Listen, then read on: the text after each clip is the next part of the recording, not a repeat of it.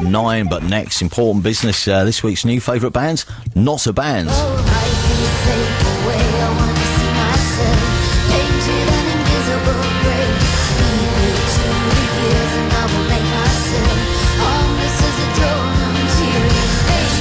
Played this before. This is the new single from Kyla La Grange.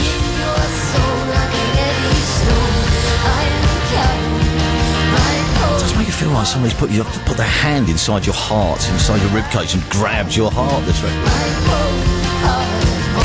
6 Music. That's probably not an image you want in your head, actually. That's a clip of Heavy Stone, though, and we'll play that in full in a while. But Kyla's with us. Where did you I mean, I hope you don't mind me asking, where does the name come from? Where does La Grange come from? It sounds like it should be from, you should have an exotic family tree. I do, sort of. It's my dad's name, and he's Zimbabwean. Right. But as far as I know, it comes from the French Huguenots who escaped persecution in France about, 300 years ago. I've probably got that wrong. No. And they went to South Africa and Zimbabwe, and so, yeah. But the Huguenots, the escaping Huguenots, are all over the place in all different generations, yes. I believe you can trace part of my family back to that. So, yeah. There you go. Just wanted to clear that up. Your own story. Now, tell us a little bit about your own story, because, so when did you arrive in the UK? Were you born here, or because you lived, or did you live in South Africa first before coming here? I was born here. My parents moved here when my mum was pregnant with me. Right. They just didn't think things in South Africa were going to change. They were both in South Africa at that point, and because they were anti-apartheid campaign. Absolutely, yeah. They were involved in things like that when they were at university, and I think it was just a not very nice time to be a South African if you didn't subscribe to that, which most people didn't. So yeah, they came here, and we first lived in a place called South Oxley, and then moved to Watford. Right. And that's where I've lived ever since, in Watford. When did you first write a song? What made you want to write a song? Had you heard something and thought, I'd really like to do that? Or was it just something you did one afternoon and thought, I've got an aptitude for this? I can't remember the first time I wrote a song, because it's sort of a kind of a thing that I always did. I remember when I was young just always forcing my parents to listen to me sing things or perform things, and it was a way of escaping from real life. I was always one for imaginary games and going around on my own and pretending I was someone different or something different, and writing songs and writing stories was a big part of that, just being able to escape. You see, that's quite elite, because I'm sure everyone listening has done something where they're on their own and they create, something where they're the actor, the story around them. Not all of us then go on to write the soundtrack for the film in your head, though. That's the difference. I don't know. I mean, I always did a lot of music. I was as in orchestras and choirs and things from a young age. So perhaps because I already had that outlet, it just seemed like a natural way to continue from it. But I only really started sort of writing songs seriously and trying to finish them and make them into real songs, I suppose, when I was about 15, and that's when I got my first guitar and started listening to rock music and folk music and indie music. And so had you started with classical instruments first? Absolutely, yeah. I did classical singing for a long time as well.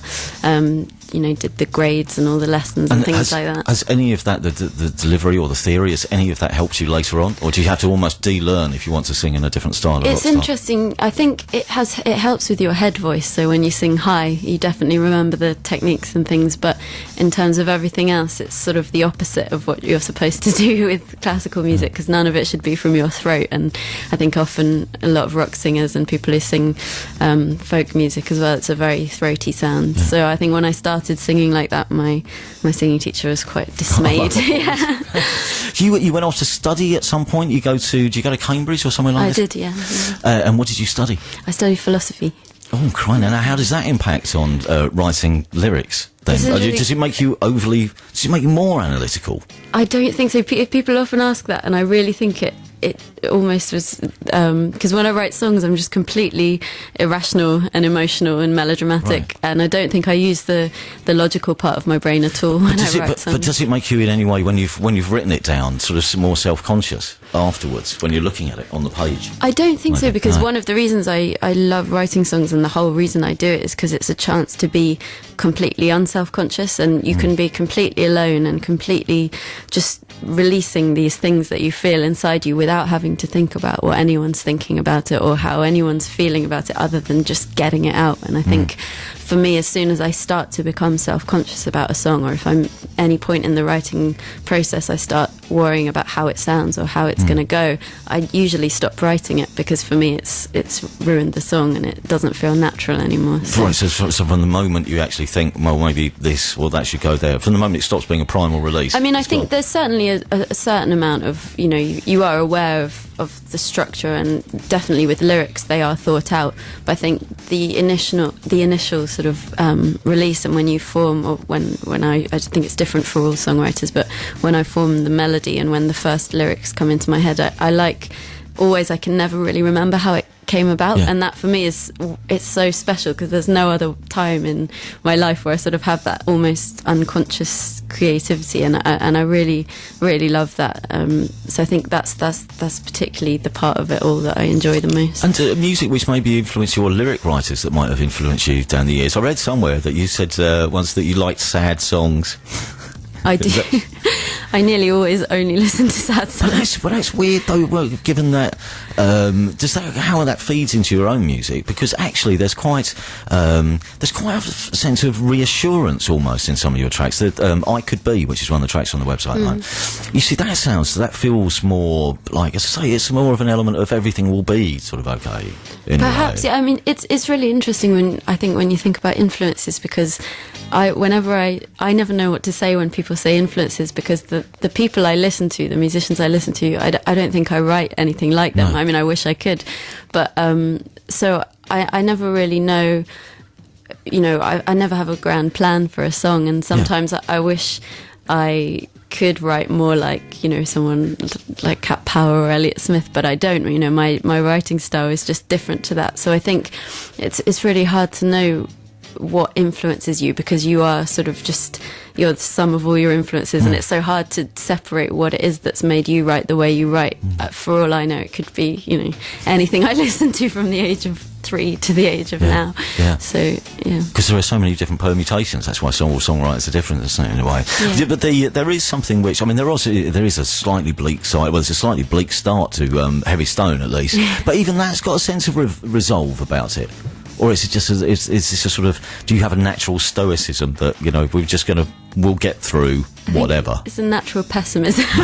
Yeah, I'm often just resigned to things being not great. But no, I think, I suppose in songs like Heavy Stone, and in a lot of the songs, they're things that I can't say to those people myself. Right.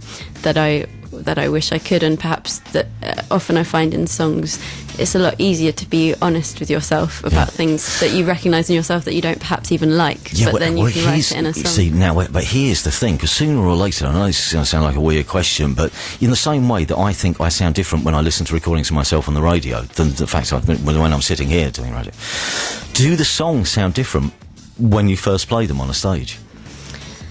They don't necessarily sound different when you first play them on a stage, because you've usually rehearsed them. Right. The band and I will have rehearsed them. But is it many weird then times sharing before them with people? That's the stage. It's weird is when I suppose even when I first play it to the band, that's because I usually have a band who I work very closely with, and we all rehearse up the songs together before we play them live. And I think even the first time I send off my little demo I've made at home on my own when I've first written the song, that for me is the weird part, because as we were speaking earlier, and it's just that thing of why am I playing this to other people, and I'm not sure what it is. I mean, maybe all of us derive comfort from having other people share in what we're feeling. That probably is it. But there are times when I don't send the songs off, and there are songs I don't want to ever play to anyone, and there are times when you kind of feel that you have given away too much, and then there's that funny period where you get used to a song and it becomes almost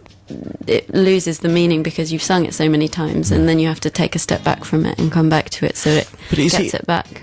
Is it interesting? Is there anything interesting to you, though, in actually seeing how people react to your music? I mean, what it actually provokes in them, because that's one of the reasons for sharing it. A reaction is probably what you're after, in a way, isn't it? Absolutely.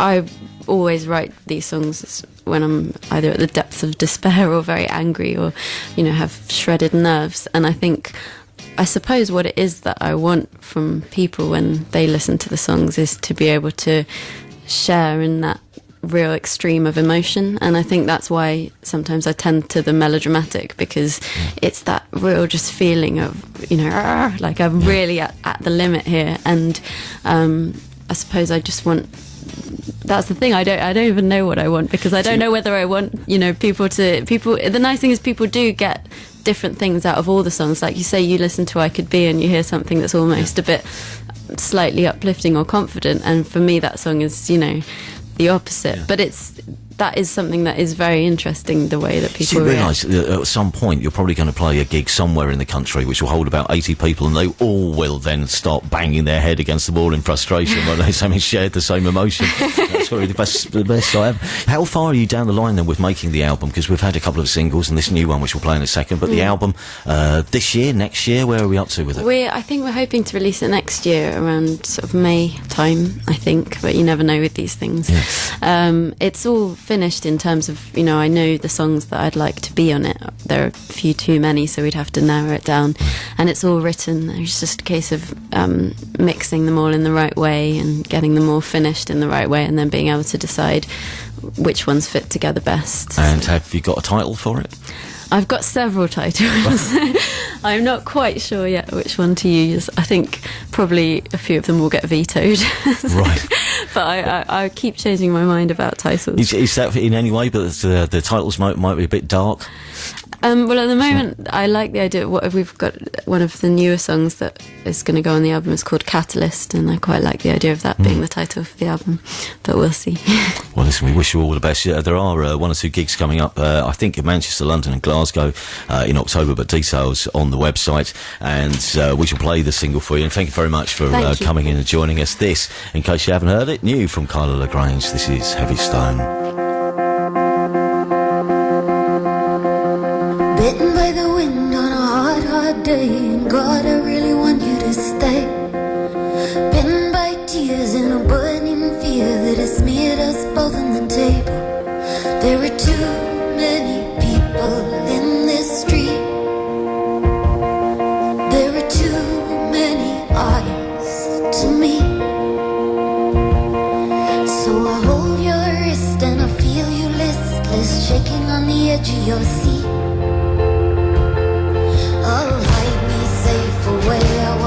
Myself painted an invisible grey.